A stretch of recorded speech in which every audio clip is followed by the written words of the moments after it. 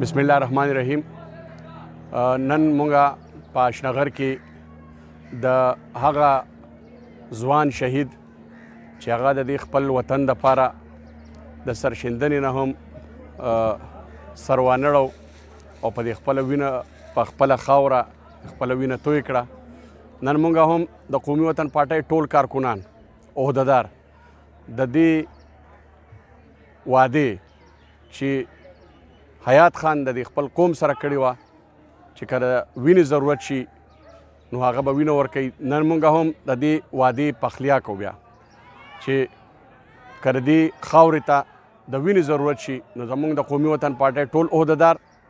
او کارکنان به د هغه په لار رواني او د قوم د یوې مسلې نه به سر نه ګرځئ او په دې خاوره کې به تر هغه پورې خپل جدوجهد جاري ساتي څو چې د پښتونخوا په دې خاوره باندې امن نه یې راویستی. مونږ د دې وعدې یو وارې بیا تجدید عهد کوو، یعنې دې وارې بیا د دې وعدې واده کوو د دې قوم سره چې مونږ په دې خپلې خاورې د امن دپاره، د خوشحالۍ دپاره، د سوکالۍ دپاره، د تعلیم او د امن دپاره به قومي وطن پارټي د ټولو کې مخکې به روانئ او د دې وطن کې د امن، خوشحالۍ او سوکالۍ دپاره به جدوجهد جاري ساتي.